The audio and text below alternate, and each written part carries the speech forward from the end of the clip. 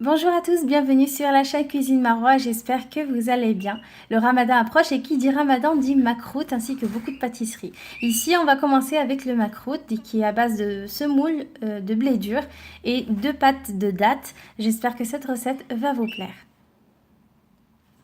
Donc tout d'abord nous avons la pâte de semoule. Donc on aura besoin de 500 g de semoule moyenne, de semoule de blé dur moyenne. On ne prend pas la fine ou l'extra fine, ici la moyenne. Donc on aura ensuite besoin de 100 g de farine, 5 cuillères à soupe d'eau de fleur d'oranger, 1 cuillère à soupe de sucre en poudre, un demi-verre 75 ml de beurre fondu, 75 ml d'huile, une pincée de sel et de l'eau pour ramasser notre pâte. Donc on met notre semoule dans un bol, on rajoute une pincée de sel, on met assez de sel pour casser un peu le sucré de la pâtisserie, c'est important, le sucre, la farine, et on va venir ensuite rajouter le beurre et l'huile que j'ai mélangé en un verre.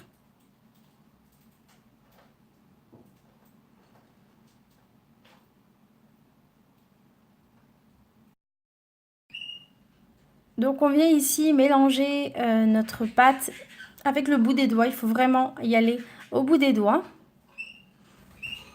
Donc on mélange bien. Il faut que toutes les graines de semoule et de farine s'imprègnent de l'huile et du beurre qu'on leur a rajouté. On y va avec les 2 mains et on écrase bien tous les petits grumeaux qu'il peut y avoir. Et on va laisser reposer ce mélange 10 à 15 minutes, le temps qu'on prépare la farce à base de dattes.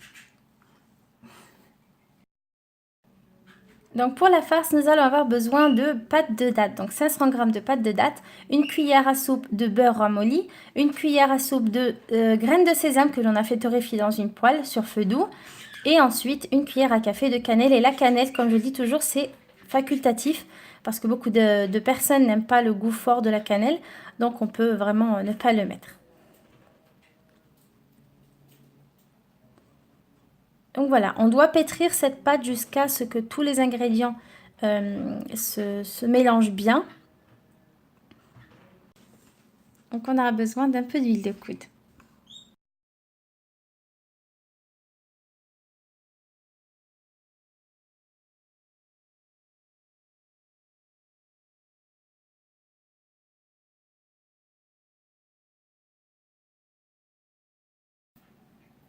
Ici on voit bien après que avoir pétri la pâte qu'elle est bien molle parce qu'on doit l'étaler, donc elle doit vraiment être très très souple.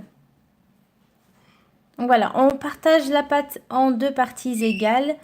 Ensuite, du papier sulfurisé que j'ai badigeonné d'un petit peu d'huile, vraiment légèrement, juste pour que la pâte ne colle pas. Et je vais venir ici étaler les boules de pâte à l'aide de papier sulfurisé par-dessus et au rouleau.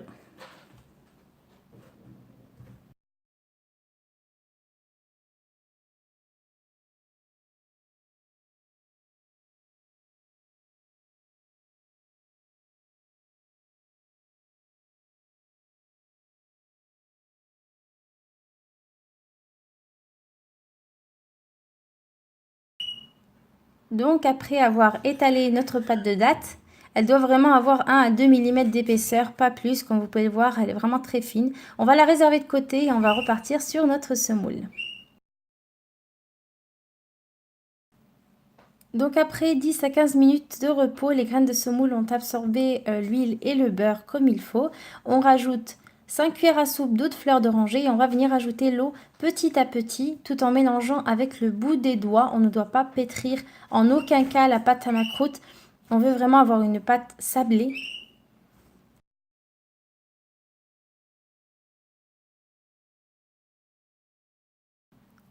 On doit avoir une consistance assez molle pour qu'on puisse elle aussi l'étaler. Et on passe à la confection de nos macroutes. Donc ici, j'ai partagé la pâte de semoule également en 2 parties égales. Et je vais venir l'aplatir comme ce qu'on l'a fait avec la pâte de dattes. Donc je badigeonne un petit peu le papier sulfurisé avec légèrement d'huile. C'est juste pour que la pâte ne colle pas. On prend une boule de pâte et on va venir ici l'étaler au rouleau, comme pour la pâte de date.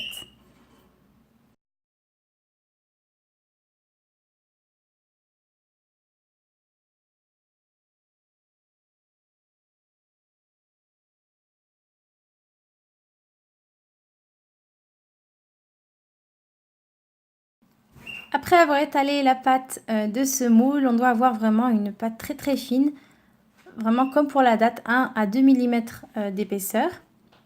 On enlève le papier cuisson du dessus et on va venir ici prendre la pâte de date que l'on a étalée précédemment et la placer sur la pâte de semoule, comme ceci.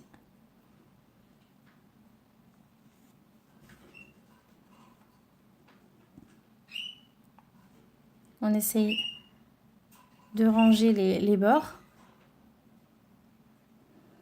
Voilà. On met de la date là où il n'y en a pas, si ça dépasse. Et on va venir ici rouler la pâte de date et la pâte de semoule ensemble, comme un gâteau roulé tout simplement. Donc on commence par les côtés, tout en s'aidant du papier sulfurisé et on serre bien.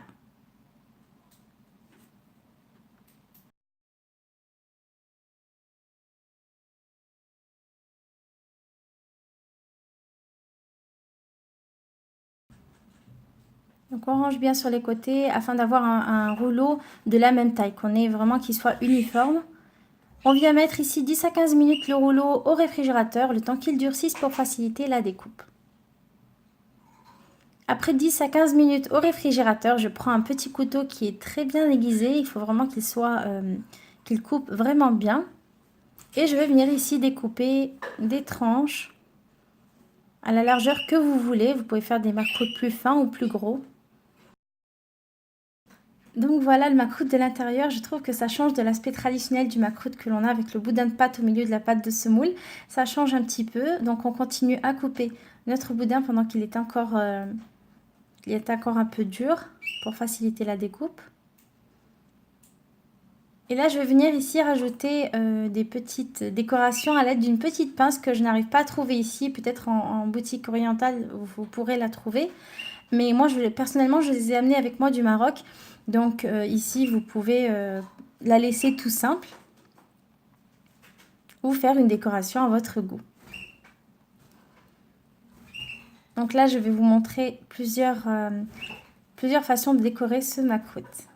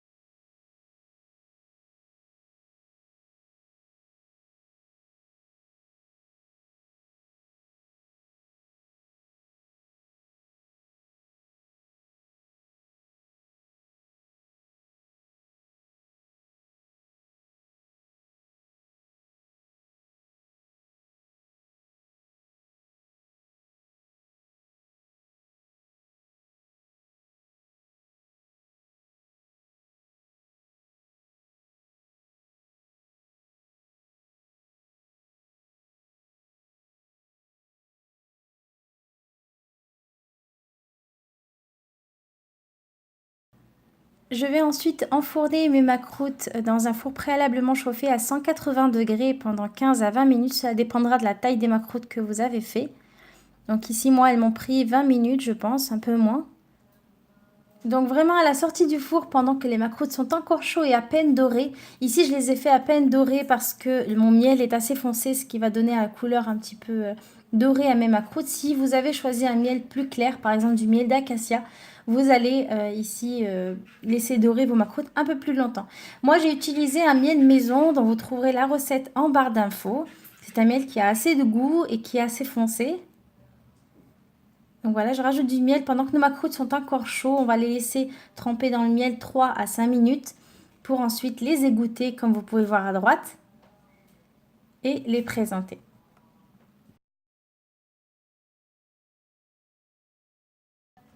Voilà le résultat de nos macroutes légèrement dorées. Je les ai ici présentées dans des petites caissettes. Donc ils sont vraiment tendres en bouche. L'odeur et le goût sont excellents. J'espère que cette recette vous a plu. Si elle vous a plu, n'hésitez pas à liker la vidéo, vous abonner à la chaîne et on se dit à une prochaine recette. D'ici là, portez-vous bien. Merci d'avoir regardé notre vidéo. Si vous voulez visualiser la vidéo précédente, cliquez sur le plat juste en bas. Si vous voulez vous abonner sur le mortier, et n'oubliez pas de nous rejoindre sur notre page Facebook. À bientôt!